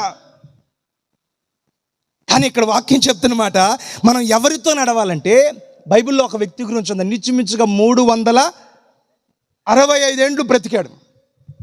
ఈ వ్యక్తి 300 సంవత్సరాలు దేవునితో నడిచాడట. 300 సంవత్సరాలు. ఎన్ని సంవత్సరాలు? 300 సంవత్సరాలు దేవునితో నడుచుచూ పిల్లలుగా అన్నాడట. ఎవరు ఆ వ్యక్తి? హానోకు. లోకస్తులతో నడవలేదు, ఫ్రెండ్స్తో నడవలేదు, దోస్తులతో నడవలేదు, లేకపోతే ఎవరెవరితో నడవలేదు. కానీ దేవునితో 300 సంవత్సరములు నడుచుకుంటూ వాళ్ళిద్దరు మాట్లాడుకుంటున్నారట. యేసు ప్రభు ఆనోకు ఇద్దరు నడుచుకుంటూ, యేసయ్య ఆనోకు మీద చేసి, ఏంటి ఆనోకు నీ యొక్క స్పిరిచువల్ స్టేటస్ ఏంటంటే, ప్రభు ఇది నాయన, అది నాయన, అది నాయన అని చెప్పేసి 300 ఏళ్ళు గడిచిపోయాడు. గోయి ఆనోకో ఎంత దూరం వచ్చావు కదా, ఇక వచ్చేసే పరలోకానికి అని చెప్పేసి ఆనోకుని తీసుకొని పోయాడు. దేవుని ప్రజలారా, లేచిన నీవు నిలబడాలి. నిలబడిన నీవు ఎవరితో నడుస్తున్నావు? లోకస్తులతో నడుస్తున్నావా? అని వాళ్ళకి వెళ్ళకపోతే మళ్ళీ మా ఇంటికి రారని అంటున్నావా? లోకస్తులతో నడిస్తే లోకస్తుల వలె అలవాటులు. అయితే వాక్యం చెప్తున్నమాట, నీవు దేవునితో నడిస్తే ఆయన పోలిక నీకు వస్తుంది. హల్లెలూయా, హల్లెలూయా. ఇంచుమించుకు భూమి అంతట్లో కూడా 8 మందే ఉన్నారంట యేసు ప్రభుతో నడిచేవాళ్ళు. ఒక ఊరిలో కాదండి, ఒక మండలంలో కాదండి, ఒక జిల్లాలో కాదు, ఒక రాష్ట్రంలో కాదు, ప్రపంచం భూమి మీద ఉన్నటువంటి జనుల్లో దేవునితో నడిచేవారు 8 మందేనట. ఎవరా 8 మంది? నోవాహు కుటుంబం. కనుకనే ఆ నోవాహు కుటుంబం ఏమైంది తెలుసా? కాపాడబడ్డది. 40 రాత్రులు 40 పగళ్ళు ప్రచండమైన వర్షం కురిపించబడినప్పుడు అక్కడున్న లోకస్తులందరూ చనిపోయినప్పటికీ కూడా దేవునితో నడిచిన ఆ కుటుంబం అలాగే నిలబడింది. అలాగే నిలబడింది. దేవుని ప్రజలారా, నువ్వు దేవునితో కానీ నడిపించబడితే లోకానికి ఎన్ని వచ్చినా, ఎన్ని పరిస్థితులు వచ్చినా, లోకమంతా ఒకవైపు నీవు ఒకవైపున్నా నువ్వు అలాగే నిలబడి ఉంటావు తప్ప పొరపాటును కూడా నీకు అపాయం అనేది రాదు. ఏ జలప్రళయం నిన్ను ముంచదు, ఏ సమస్యలు నీ మీద పెత్తనం చేయవో. ఎందుకు తెలుసా? నీతో నడుచువాడు. నువ్వు ఎవరితో నడుస్తున్నావు అంటే నజరేయుడైన యేసయ్యతో ఆయనతో నడవాలి మనం. ఎంతవరకు అంటే ఆయన వచ్చు వరకు, మనం విడుచు వరకు. నాకేం అవసరం లేదు, నేను తండ్రి దగ్గర ఉండను, యేసయ్యతో నేను నడవను, నా ఆస్తి నాకు రాసిచ్చే అన్నాడండి. ఎవరో చిన్న కుమారుడు. నేను నీతో నడవను బాబు. క్రైస్తత్వం అంటే సినిమాలు చూడకూడదు, పాపం చేయకూడదు, అపవిత్రమైన మార్గాల్లో నడిపించబడకూడదు, ఇక పత్యం చేయాలని చెప్పేసి నాకు అవసరం లేదని చిన్న కుమారుడు ఆస్తిని పంచుకొని వెళ్ళిపోయాడు. ఎవరితో నడవటానికి? డీజే వాళ్ళతో నడవటానికి. ఎవరితో నడవటానికి? తాగి తందనాలు వేసేవాడితో నడవటానికి. ఎవరితో నడవటానికి? డబ్బులు ఉన్నప్పుడు హాయ్ బ్రదర్, హలో సిస్టర్ అని చెప్పేసి డబ్బులన్నీ అయిపోయిన తర్వాత నట్టేట ముంచేవాడి దగ్గరతో నడవటానికి వెళ్ళాడండి. ఎవరితో నడవటానికి వెళ్ళాడు? కన్ను మిన్ను తెలియకుండా పాపములో నడిపించబడుతున్న పాపులతో నడవటానికి వెళ్ళాడు. కొంతమంది అంటుంటారు, ఏముందిలే, ఎవడు చూసిందంట పరలోకం, ఎవడు చూసిందంట నరకం, ఇవన్నీ చేస్తే తప్పేంటని చెప్పేసి లోకముతో నడిచేవారు చాలామంది ఉన్నారు. లోకస్తులతో నడిపించబడేవారు చాలామంది ఉన్నారు. అలాంటి కోవకు చెందిన వ్యక్తి చిన్న కుమారుడు. డబ్బున్నంతసేపు బెల్లం చుట్టూ ఏగలాక అనేక మంది వచ్చారు. ఎప్పుడైతే తన జేబులో పైసలన్నీ కూడా ఖతమైపోయినాయో తనతో ఎవ్వరూ లేరు. నడిచిన వాళ్ళందరూ కూడా నట్టేట ముంచేసి వెళ్ళిపోయారు. అందరూ వెళ్ళిపోయారు. ఆ వ్యక్తి తినటానికి తిండి లేదు, కట్టుకోవడానికి వస్త్రం లేదు, పలకరించేవారు లేరు, పరామర్శించేవారు లేరు, ఫోన్ చేసేవారు లేరు, బాగుగులు చూసేవారు లేరు. అక్కడే బిక్కుమంటూ ఉన్నాడు. వెంటనే తనకు ఒక ఆలోచన వచ్చింది.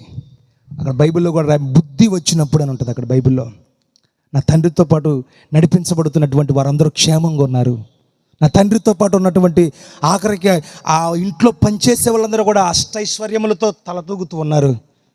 నేను దేవునితో నడవక, తండ్రితో నడవక, లోకంతో నడిచిన నాకు ఈ పరిస్థితి అని చెప్పేసి పందులు పొట్టు తినటానికి కూడా తనకు లేదని నోచుకోలేదు. లోకంతో నడిస్తే ఎలా ఉంటుంది, లోకస్తులతో నడిస్తే ఎలా ఉంటుంది? నేను తాగను కానీ తాగితే పాటు వాళ్ళతో వెళ్తే అక్కడ కూర్చుంటా. ఇటు తాగడు, తాగే వాళ్ళతో వెళ్ళి థమ్సప్ తాగుతాడు. అదే నడిపి ఈరోజు థమ్సప్, రేపు ఇంత. ఎవరితో నడుస్తున్నావు? నీ నడక ఎవరితో ఉంది? దేవుని ప్రజలతో ఉందా? దేవునితో ఉందా? లోకస్తులతో ఉందా? మీరే అంటుంటారు కొంతమంది, ఆడితో తిరిగితే నువ్వు కూడా, వాడితో తిరిగితే నువ్వు కూడా అలాగే తయారవుతారు బాబా, వద్దా వాడు సవాసం వద్దు అంటుంటారు. ఈ చిన్న కుమారుడు మళ్ళీ దేవుని దగ్గరకు, తండ్రి దగ్గరకు వస్తే మళ్ళీ తన జీవితం ఎంతో ఆశీర్వాదకరంగా ఉంది. దేమా ఏ లోకాన్ని ప్రేమించి దేవుని ప్రజలతో నడవకుండా లోకస్తులతో వెళ్ళాడు. అలాగే తన గురించి ఇంక హిస్టరీ అనేది లేదు బైబిల్లో. బ్రతుకు దినములన్నిటికి కూడా నువ్వు దేవునితో మాత్రమే నువ్వు నడవాలి. ఎలీషా దేవునితో నడిచాడు, అబ్రహాము దేవునితో నడిచాడు, అనేక జనములకు జాతులకు తండ్రిగా ఉన్నాడు. దేవునితో నడిస్తే ఏమైతే తెలుసా? గౌరవం వస్తుంది. పేతురుని చేపలు పట్టే అంత చెప్పారు, అబ్బాయి పేతురు, ఒరే సుబ్బా, ఒరబాయ్ అన్నారు. పేతురుని చేపలు పక్కన పెట్టేసి ఇష్టానుసారంగా మాట్లాడేవాళ్ళు ఒకప్పుడు. కానీ చేపలన్నీ అంతా సమస్తం పక్కన పెట్టి దేవుని సేవకని వచ్చాడు. ఇప్పుడు పేతురు ఎదురు పడితే ఏమన్నారు తెలుసా? అపోస్తుల కార్యముల గ్రంథంలో ఉంటుంది. ఏమని తెలుసా? పేతురు ఎదురు పడితే రోమా 8:9 ఉంటుంది. అపోస్తుల కార్యం 4:13 ఉంటుంది. పేతురు ఎదురు పడుతుంటే భయపడుతున్నారట. అందరూ వంగి నమస్కారాలు చేస్తున్నారు, తన వస్త్రాన్ని పట్టుకుంటున్నారు. ఒకప్పుడు ఏమన్నారు? దేవునితో నడవక ముందు ఏమన్నారు? ఒరే అన్నారు.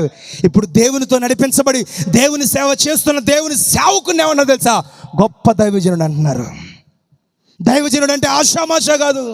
కొంతమందికి ఉంటుంది, డబ్బులు లేక సేవ చేస్తున్నాడు, జోలిసంత చదువుకొని వచ్చాడని చెప్పేసి సేవకులను విలువలేని మాటలు మాట్లాడే వాళ్ళు లేకపోలేదు, చిన్న చూపు చూసేవాళ్ళు లేకపోలేదు, అపహాస్యం చేసేవాళ్ళు లేకపోలేదు. బైబిల్లో రాయబడిన మాట, ఏలీ ఆరోహణమైన తర్వాత ఎలీషా ఒకరు నడుచుకుంటూ వస్తుంటే చిన్న పిల్లలు వచ్చి బోడివాడా అని అపహాస్యం చేస్తుంటే సేవకుని ఎటు నుంచి వచ్చిందో కానీ, ఏంటిది? అడవి జంతువు వచ్చి వారందరినీ చంపేస్తుంది. ఎందుకో? సేవకుని అవమానపరిచినందుకు, సేవకుని దూషించినందుకు, సేవకుడి మీద. అంతెందుకంటే రమేష్ అన్న దగ్గర సేవ చేసేటప్పుడు రమేష్ అన్న వాక్యం చెప్తూ మేము కూర్చున్నాం. అన్నేమో దేవుని వాక్యం సుత్తి లాంటిది, బండలను బద్దలు చేయు గొప్ప సుత్తి లాంటిది అని చెప్పేసి మాట్లాడుతుంటే, అక్కడ వెనకాల కొంతమంది యూత్ ఉన్నారు, పిల్లలు యూత్ ఉంటే, యేసయ్య వాక్యం కత్తి లాంటిది, ఎవరినైనా చీల్చుకొని వెళ్తుందని చెప్తుంటే, ఆ కత్తితో నువ్వు పడుచుకో అని కామెంట్ చేస్తున్నారు. ఎవరు? చిల్లరగాళ్ళు, ఎయిర్ బ్యాచ్ కామెంట్ చేస్తున్నారు సేవకుడి మీద. సరిగ్గా 5 రోజులకి జరిగిన సన్నివేశం ఇది. 5 రోజులకి ఆ తల్లిగారు పాప మందిరానికి వస్తుంది. ఆ తల్లిగారు పరిగెత్తుకుంటూ అన్న మా కొడుకు కనపట్లేదు. ఏమందని వెళ్ళి చూస్తే ఊరు పొలిమేరల్లో, ఇంచుమించుగా ఆ ఊరి పొలిమేరల్లో చెట్లలో పడి ఉన్నాడండి. మొత్తం కత్తులతో పొడిచి పిల్లడు చనిపోయి ఉన్నాడు. సేవకుని ఏమన్నాడు అంటే, అనిగా చెప్తున్నా ఏదో సంథింగ్ గొడవలో అపహాస్యం చేశారు, ఇష్టానుసారంగా మాట్లాడాడు. ఇక్కడ వాక్యం చెప్తున్నమాట, దేవునితో నడిపించబడుతున్న సేవకునికి ఇష్టానుసారంగా మాట్లాడావా? ఇష్టానుసారంగా మాట్లాడు, జాగ్రత్త. దేవునితో నడిపించబడుతున్న దేవుని బిడ్డలతో ఇష్టానుసారంగా మాట్లాడావా? జాగ్రత్త. సేవకుడికి ఇవ్వవలసిన విలువ సేవకుడికి ఇవ్వాలి, విశ్వాసికి ఇవ్వవలసిన విలువ విశ్వాసికి ఇవ్వాలి. దేవుని వాక్యం చెప్తుంది, నిన్ను ముట్టినవాడు నా కనుగుడ్డిని ముట్టినట్టే నీకు విరోధముగా రూపించబడుతున్న ఏ విధము కూడా వర్ధిల్లదు. సేవకుని టచ్ చేసి సేవకుని బాధ పెడదాం అనుకున్నాడు.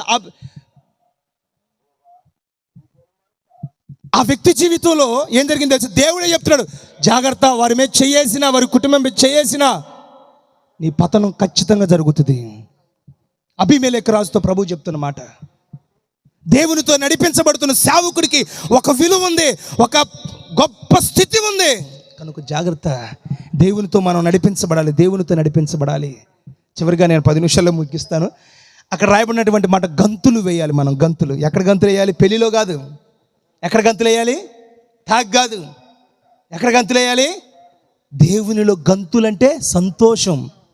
దేవునిలో సంతోషించాలి, పరిశుద్ధాత్మలో మనం సంతోషించాలి. హబక్కూకు అంటాడు, పాలలో పశువులు లేకపోయినను, ద్రాక్ష చెట్లు ఫలింపకపోయినను, అంజూరపు చెట్లు కాయకపోయినను, నేను దేవుని యందు సంతోషిస్తాను. ఎక్కడ ఉంది నీ సంతోషం? ఉదయం తాగి సాయంత్రం కల్లా దిగిపోయే మందులో ఉందా నీ సంతోషం? ఎక్కడ ఉంది సంతోషం? అల్పమైన విషయాల్లో ఉందా సంతోషం? కొంతమంది లోకంలో సంతోషించే వాళ్ళు లేకపోలేదు, కొంతమంది తుచ్చమైన వాటి దగ్గర సంతోషించే వాళ్ళు లేకపోలేదు, సంతోషం కోసం పరిగెత్తేవారు లేకపోలేదు. అయితే వాక్యం చెప్తున్న మాట, నీకు ఎక్కడ దొరుకుతుందో తెలుసా సంతోషం? ఎక్కడ దొరుకుతుందో తెలుసా మనశ్శాంతి? అంటే దేవుని దగ్గర మాత్రమే నీకు సంతోషం దొరుకుతుంది, దేవుని దగ్గర మాత్రమే నీకు ఆనందం దొరుకుతుంది. ఆయనలో మనం ఏం చేయాలంటే గంతులు వేయాలి. చివరిగా మనం చూసినట్లయితే, గంతులు వేయుచు స్తుతించుచు ఉన్నాడు. మన జీవితంలో కూడా ఏం చేయాలంటే, లేచిన మనం, నిలిచిన మనం, నడుస్తున్న మనం, గంతులు వేస్తున్న మనం స్తుతించాలి. ఎవరిని స్తుతించాలి? మనం ఆరాధించే దేవుణ్ణి స్తుతించాలి. నా పాస్టర్ గారు చెప్పింది, నిన్న చెప్పారు, అక్కడ సంఘాన్ని చప్పట్లు కొట్టమంటే అప్పత్తులు చేస్తున్నట్టు కొడుతున్నారు. ఒక మాట చెప్పారు అక్కడ దైవజనులు, ఏమని తెలుసా? సాతానుగాడు మీ చేతుల మధ్యలో ఉన్నాడు అనుకోండి, వాడి చెంపలో పెటా పగల కొట్టినా కానీ చప్పట్లు కొట్టారని మా కర్ణబేరికి ఇదైపోయింది. అంటే అంతగా దేవుని మనం స్తుతించాలి, అంతగా దేవుని మనం ఆరాధన చేయాలి. యెహోవా భక్తులారా ఆయన నామాన్ని స్తుతించండి, యెహోవా భక్తులారా ఆయన నామాన్ని కనపరచండి. బైబిల్లో రాయబడినటువంటి అనేక మాటలు కలవు. దేవుణ్ణి స్తుతిస్తే ఎర్ర సముద్రం 2 పాయలుగా చేల్చబడింది. దేవుణ్ణి స్తుతిస్తే ఎరికో గోడలు గడలాడుతూ కోల్చబడ్డాయి. దేవుణ్ణి స్తుతించిన వారి జీవితంలో యోర్దాను ఏకరాశిగా మార్చబడింది. దేవుణ్ణి స్తుతించిన వారి జీవితంలో సూర్యుడు చంద్రుడు అలాగే నిలిచిపోయారు. ప్రియ దేవుని ప్రజలారా, ఎర్ర సముద్రం లాంటి ఎదురయ్యే సమస్యలు ఎన్ని ఉన్నా నువ్వు స్తుతించగలిగితే ఆ సమస్యలన్నిటినీ కూడా 2 పాయలుగా చేయగలిగిన దేవుడు మనం ఆరాధిస్తున్న దేవుడు. ఎన్నో సమస్యలు నువ్వు స్తుతించగలిగితే, ఎరుకో లాంటి సమస్యలు, నువ్వు ఎదుర్కోలేని సమస్యలు, నువ్వు పోరాడలేని సమస్యలు ఎన్నున్నప్పటికీ నువ్వు స్తుతించగలిగితే వాటిని క్షణములోనే నేలమట్టం చేయగలదు స్తుతి. స్తుతిని స్థితిగతులను మార్చబడుతుంది. స్తుతించడం ద్వారా అనేక గొప్ప గొప్ప కార్యములు జరిగాయి. ఈ రోజునంత శక్తి కలిగిన స్తుతి నీ నోట ఉందా? దేవుణ్ణి స్తుతించగలుగుతున్నావా? దేవుణ్ణి ఆరాధన చేయగలుగుతున్నావా మనసారా? దేవుని ప్రజలారా, పౌలు శీలలు చూస్తే వారు కాళ్ళు కట్టబడ్డాయి, చేతులు కట్టబడ్డాయి, నోరు మాత్రం కట్టబడలేదు. నోరు మాత్రం కట్టబడలేదు. ఏం చేస్తున్నారు తెలుసా? స్తుతిస్తున్నారు. ఏమని స్తుతిస్తున్నారు? మా అతిశయము నీవే, నా ఆనందము నీవే, నా ఆరాధన నీవే అని స్తుతిస్తున్నారండి. పాడుతున్నారు. పాడుతుంటే ఏమైంది తెలుసా? అక్కడ దేవుడు నాట్యం ఆడుతున్నాడు. పాడుతుంటే నా బంగారు తల్లి ఏం పాటలు పాడుతున్నారు. మీరు పాడుతుంటే పరలోకమే దిగి వచ్చినట్లుగా ఉంది. యేసయ్య నాట్యం ఆడుతుంటే ఆ శబ్దానికి చెరసాల పునాదులు కదిలేను. నువ్వు స్తుతించగలిగితే, నువ్వు ఆరాధన చేయగలిగితే, నువ్వు ఏ కట్ల చేత కట్టబడి ఉన్నావో, అప్పులు, సమస్యల, ఆర్థిక ఇబ్బందుల, రోగాల, కుదరని బానిసత్వంలో ఎన్నో సంవత్సరాల నుంచి మారని రోగాలతో ఉన్నావేమో, హృదయ ఆవేదన మధ్యలో ఉన్నావేమో, తీరని సమస్యల మధ్యలో నువ్వు ఉన్నావేమో, నా ప్రభు చెప్తున్న మాట, నువ్వు స్తుతించగలిగితే, నువ్వు ఆరాధన చేయగలిగితే, దావీదు వలె నాట్యం ఆడగలిగితే నిశ్చయముగా నీ ప్రతి రోగం నుంచి విడుదల కలుగుతుంది. నీ ప్రతి వ్యాధి నుంచి విడుదల కలుగుతుంది. స్తుతించిన వారి స్థితిగతులన్నీ మార్చబడతాయి. వారు స్తుతించుచు దేవాలయమునకు వచ్చిరి. స్తుతించుచు దేవాలయమునకు వచ్చిరి. ప్రియ దేవుని ప్రజలారా, ఒక సేవకునిగా చెప్తున్నాను, దేవుని సన్నిధిలో నీ బ్రతుకు ఒక మార్పు కలిగించే మాటలు ఉన్నాయి. మందిరములో కల్పన కథలుండవు, ముసలమ్మ ముచ్చట్లు ఉండవు, చీటీ పాటలుండవు, డబల్ మీనింగ్ డైలాగులుండవు, లోకపు వార్తలుండవు, లోకపు మాటలుండవు. దేవుని సన్నిధిలో జీవము కలిగిన దేవుని వాక్యం ఉంటుంది. ఆ వాక్యం ఏం చేస్తుందో తెలుసా? మనిషిని మనిషిగా బ్రతికేటట్లు చేస్తుంది. ఆ వాక్యం ఏం చేస్తుందో తెలుసా? నిన్ను మనిషిగా మారుస్తుంది. ఆ వాక్యం ఏం చేస్తుందో తెలుసా? నిన్ను మంచివాడుగా చేస్తుంది. అది ఎక్కడ దొరుకుతుందంటే దేవాలయంలోనికి వచ్చిన వారికి దొరుకుతుంది అది. కనుక ప్రియ దేవుని మనం ఏం చేయాలి?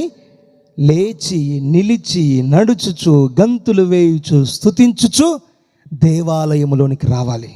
నిశ్చయముగా నా ప్రభు ఈ ప్రాంతములో ఇట్టి అనుభవాలలో ఎవరైతే లేరో వారందరి జీవితంలో గొప్ప విడుదలనిచ్చి మందిరానికి నడిపించి ప్రతి ఒక్కరిని కూడా ఆయన రాకడకు ఆయుక్తపరచును గాక. ఆమేన్. తలలు వంచండి, ప్రార్థన చేసుకుందాం. అలాగే తలలు వంచండి. అందరూ కూడా త్వరగా తలలు వంచి, ప్రభువా, రాత్రి మీరు మాతో మాట్లాడిన ప్రతి అమూల్యమైన వాక్కుల కొరకు స్తోత్రం. మా ఆత్మీయ జీవిత స్థితిగతుల గురించి, మా ప్రాంతపు పరిస్థితుల గురించి, మా పరిచర్య గురించి మీరు మాట్లాడారు ప్రభువా. నీ నామములో గొప్ప విడుదల ఉందని, నీ నామములో గొప్ప ఆశ్చర్యమైన కార్యాలు జరుగుతాయని మీరు సెలవిచ్చారు. అందరూ నెమరు వేసుకుంటూ hallelujah, hallelujah, hallelujah, hallelujah, hallelujah. Praise the lord. ఒక మంచి తీర్మానంతో ప్రార్థన చేసుకుందాం. ఒక మంచి తీర్మానంతో అందరూ కళ్ళు మూయండి. చాలాసేపు నుంచి కూర్చొని కనుక ఒక్కసారి అందరు లేచి నిలబడండి. లేచి నిలబడి ప్రార్థన చేసుకుందాం. ఎవరు అటు ఇటు బయటికి వెళ్ళొద్దు. చాలా ప్రాముఖ్యమైన సమయంలోకి మనం వచ్చాం. అందరు లేచి నిలబడి మీ చేతులు ఆకాశం వైపెత్తి ఓ చిన్న తీర్మానంతో ప్రార్థన చేసుకో. ఎన్నో సందర్భాల్లో నీ వ్యక్తిగత జీవితంలో దేవుని మందిరానికి నడిపించబడుతూ భక్తి చేస్తూ మంచిగానే కనబడుతున్నట్లుగానే ఉంటున్నావు, కానీ ఇంకా పాపాన్ని విడిచిపెట్టలేక, అశపితమైన అనుభవాన్ని విడిచిపెట్టలేక లోకములో శాపములో మునిగిపోతూ నలిగిపోతున్నావు. ప్రభు మనతో మాట్లాడుతున్నటువంటి మాట, లేండి, ఈ స్థలము విడిచిపెట్టి రండి, దేవాలయంలోకి వెళ్ళడానికి ఆ కుంటివాడు అతడి జీవితంలో ఒక అద్భుతం చూడాలని ఇష్టపడ్డాడు. సేవకులు చెప్పారు, అయ్యా మా దగ్గర వెండి బంగారాలు ఏమీ లేవు, యేసు నామం ఒకటి ఉంది, ఏ కార్యము చేయడానికైనా సాధ్యముగా నిలబడే నామం యేసు నామం ఒక్కటే. యేసు నామములో లే పలికిన వెంటనే నరాలు కదిలించబడ్డాయి. ఈ రాత్రి నీ జీవితంలో కూడా ఇంకా ఎంతకాలమని అలాగే కూర్చొని ఉంటావు? ఇంకా ఎంతకాలమని ఇంకా అదే పాపపు ఊబిలో ఊరేగుతూ నీ జీవితాన్ని కొనసాగించుకుంటూ ఓ శపితమైన అనుభవాలలో అడుగులు వేస్తూ సంతోషం సమాధానం లేకుండా బ్రతుకుతావు? పేతురు చెప్తా ఉన్న మాట, వెంటనే అతడు ఆ స్థలములో నుండి లేచడని రాయబడింది. నా ప్రియ దేవుని బిడ్డలారా, ఎంతో మంది దైవజనులు ఎంతో విస్తారముగా దేవుని వాక్యాలు నీకు ఎన్నో సందర్భాల్లో చెప్పారు. అయినా నువ్వు ఇంకా లేవకుండా అదే పరిస్థితుల్లో ఉన్నావా? ఎన్ని వాక్యాలు నిన్ను హెచ్చరించి బుద్ధి చెప్తున్నా, సరిచేస్తున్నా, నువ్వు మారాలి, నీ హృదయం మారాలి అని ఎంత వాక్యము నిన్ను హెచ్చరిస్తూ ఉన్నా ఇంకా నీవు దేవుని మాటికి లోబడకుండా అదే పాపములో కూర్చొని ఓ శపితమైన అనుభవాలలో నిలిచి ఉంటున్న సహోదరుడా, ఈ రాత్రి ప్రభు నీతో మాట్లాడిన మాట, లే. చూడటానికి పచ్చగా, చూడటానికి రమ్యముగా, చూడటానికి సంతోషముగా కనబడుతుంది పాపం.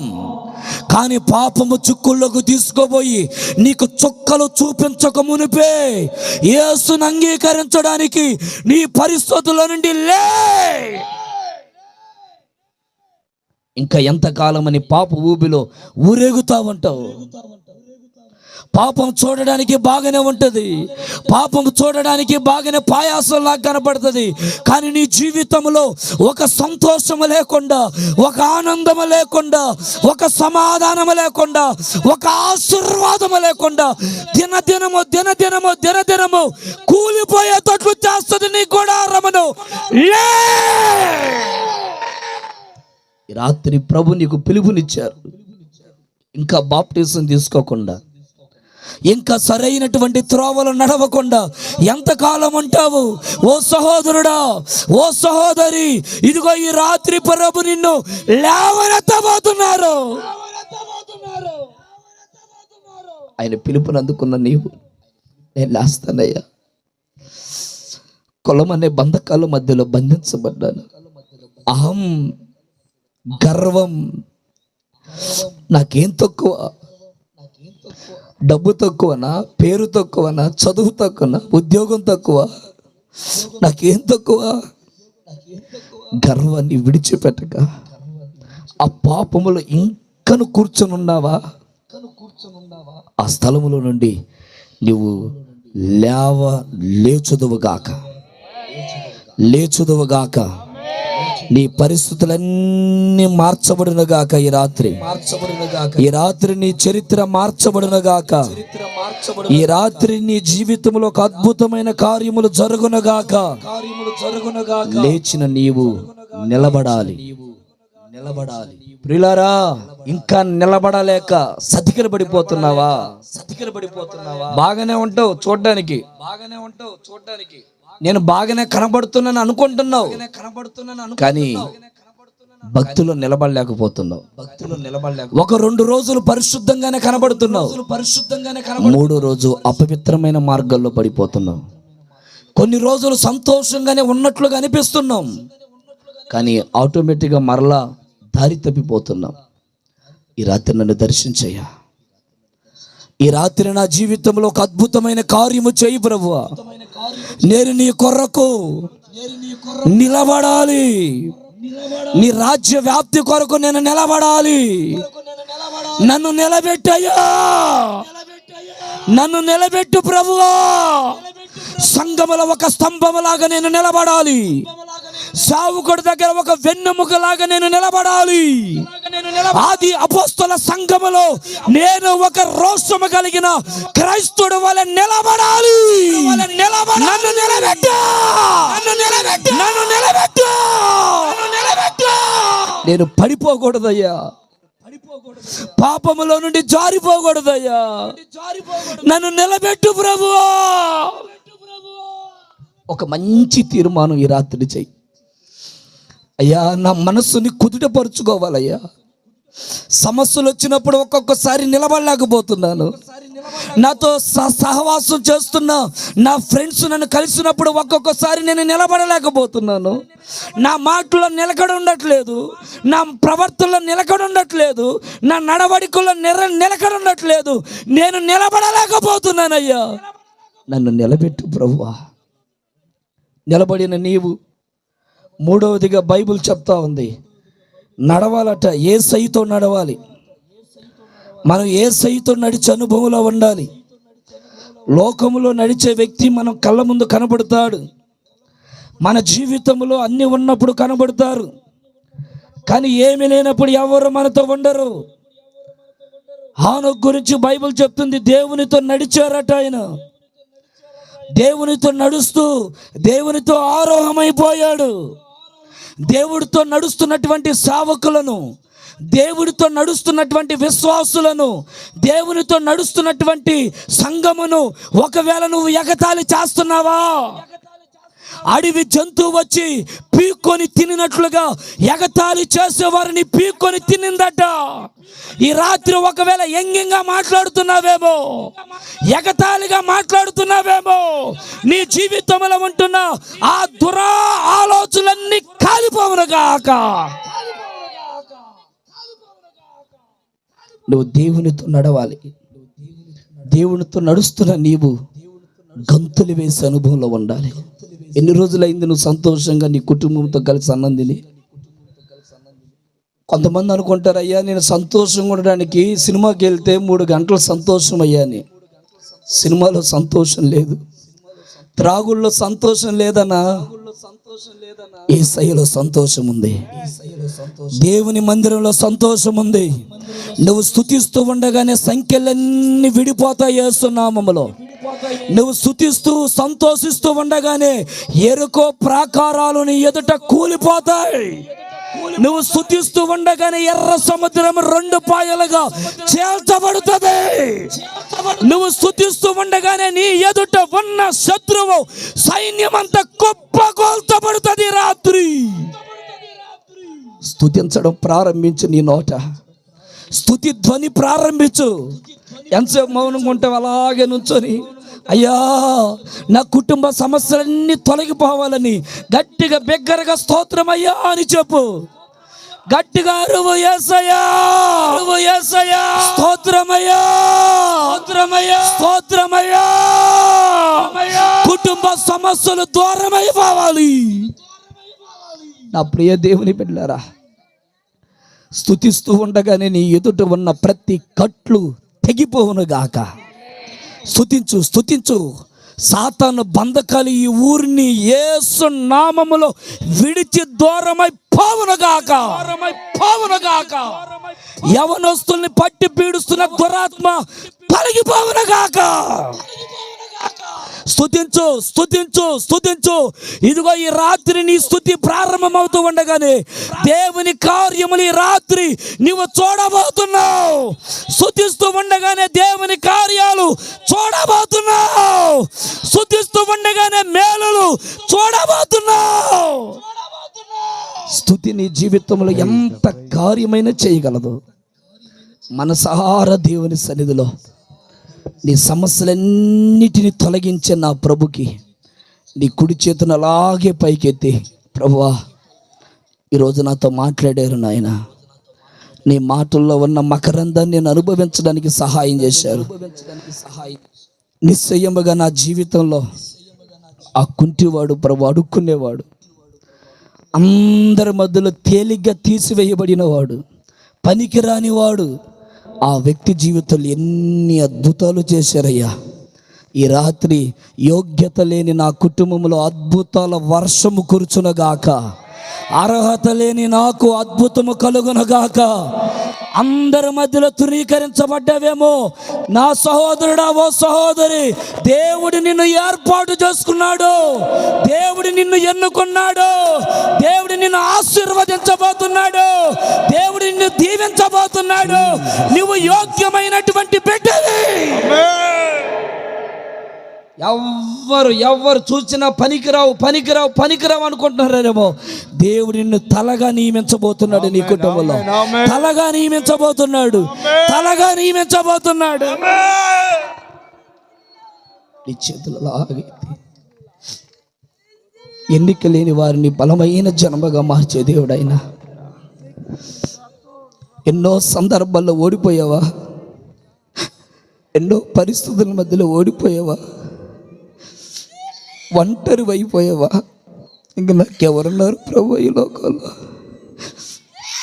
ఇంక నాకెవరున్నారు ఈ లోకంలో? ఏడుస్తున్నావా? నీ కన్నీటిని దేవుడు నాట్యముగా మార్చే దేవుడు ఆయన. నీ ప్రతికూలతను కొట్టివేసే దేవుడండి. అయ్యో, నా చేతిలో ఏమీ లేదే, నేను ఎవరికి పనికి రాకుండా ఉన్నానే, అసలు నేను యోగ్యుని కాదనుకుంటున్నావా? తలమానికగా దేవుణ్ణి నిలబెట్టబోతున్నాడు సహోదరుడా. ఓ తల్లి, దేవుడి నిన్ను తలమానికగా నిలబెట్టబోతున్నాడు. విస్తారమైన కార్యములు నీ జీవితంలో దేవుడు చేయబోతున్నాడు. ఏ మేలు జరగదేమో అనుకోవద్దు. ఈ రాత్రి ఎవ్వరు లేరని నువ్వు అనుకోవద్దు. నీ కుడి పక్కన నా ప్రభు ఉన్నారు, నీ చుట్టూరు నా తండ్రి ఆవరించి ఉన్నారు. మీ కుడి చేతులు పైకెత్తుకొని, అయ్యా నన్ను దీవించు ప్రభు, నా సమస్యలన్నీ తొలగించయ్యని ఒక చిన్న ప్రార్థన చేసుకుందాం. ఒక చిన్న ప్రార్థన చేసి ముగిచ్చేస్తాను, ఎక్కువసేపు ఉంచను. ఒక చిన్న ప్రార్థన చేస్తాను. ఒక్కసారి మీరందరూ కన్నీళ్లతో ప్రభు పాదాలు పట్టుకో. అయ్యా నన్ను మర్చిపోవద్దు ప్రభు. కుటుంబంలో ఎవరికి చెప్పుకోలేని సమస్యలతో నలిగిపోతున్నానయ్యా, నన్ను విడిపించు ప్రభు. ఈ సమస్యలన్నీ ప్రభుకు చెప్పుకొని తీర్మానంతో ప్రార్థన చేసుకో. దైవజనులు తిమోతన్న మన మధ్యలో ఉన్నారు, వారు ప్రార్థన చేస్తారు. ఆశీర్వాదం దైవజనులు మోహన్ రావు అన్న గారు ఇస్తారు. స్తోత్రం స్తోత్రం స్తోత్రం. మహాపరిశుద్ధుడా, ప్రేమ కలిగిన తండ్రి, నీ కొందనాలు, స్తోత్రాలు నాయన. ఇంతవరకు మీరు మాట్లాడిన ప్రతి శ్రేష్టమైన మాటకై నీకు స్తోత్రాలు తండ్రి. నీ వైపు చూసి ప్రభువా నా తండ్రి నాయన, ఆశించినటువంటి ప్రతి ఫలమును తండ్రి నాయన నీ బిడ్డలు పొందుకోవడానికి మీరు కృప చూపిన